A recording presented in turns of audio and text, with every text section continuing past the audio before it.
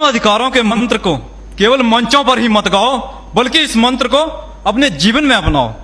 हिंसा की बातें करते हो मानवता के रखवालों, ये कौन सा सैनिक धर्म है, जरा हमें भी बतलाओ, जरा हमें भी बतलाओ।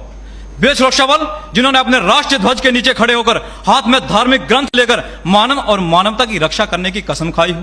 वे सुरक्षा बल जिनसे यह उम्मीद लगाई जाती हो कि वे अपने कर्तव्य का सही निर्वहन करते हुए राष्ट्र की सुरक्षा के साथ साथ आम लोगों के अधिकारों की रक्षा भी करेंगे।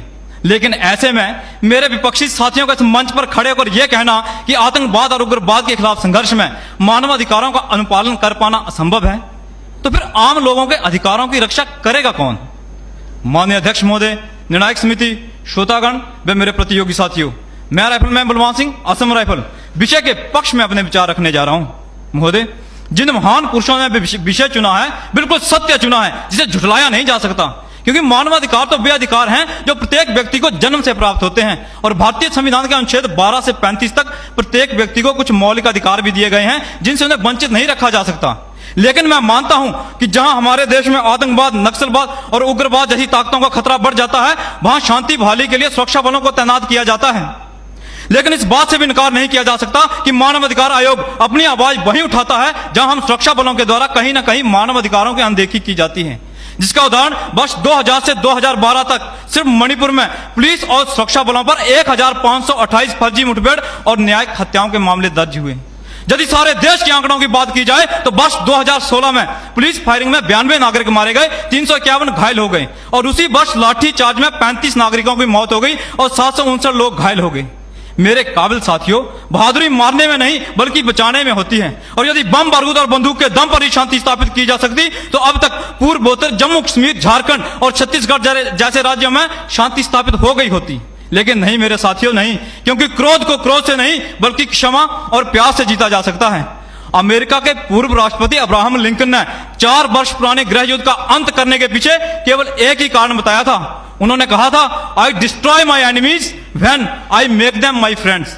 अतः यदि दुश्मन को हथियार की बजाय प्यार से जीता जाए तो वहां दुश्मनी हमेशा हमेशा के लिए समाप्त हो जाती है और लोगों के दिलों में बदले की भावना भी नहीं रहती, क्योंकि असली जंग तो लोगों के दिलों में लड़ी जाती है और लोगों के दिलों को मानव अधिकारों का हनन करके नहीं बल्कि मानव अधिकारों का सम्मान करके जीता जा सकता है।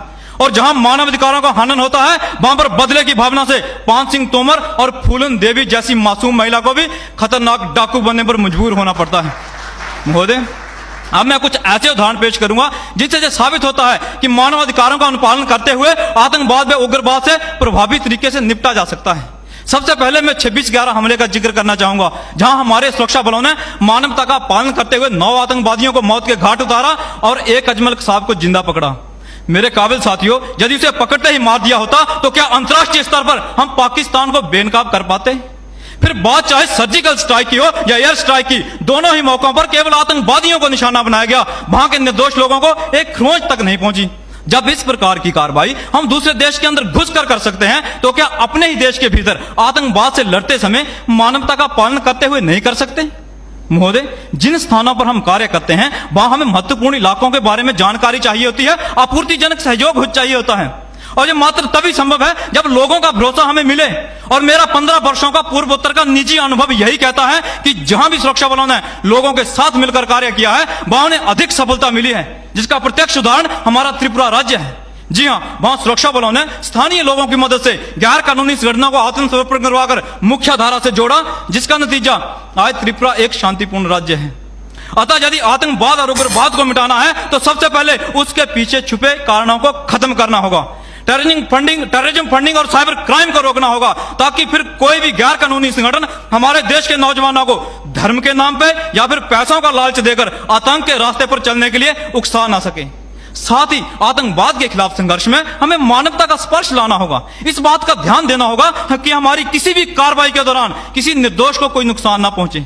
जब ऐसा होगा तो देश की जनता हमारे साथ होगी, तभी जाकर हम आतंकवाद और उग्रवाद को मिटाने में कामयाब हो पाएंगे।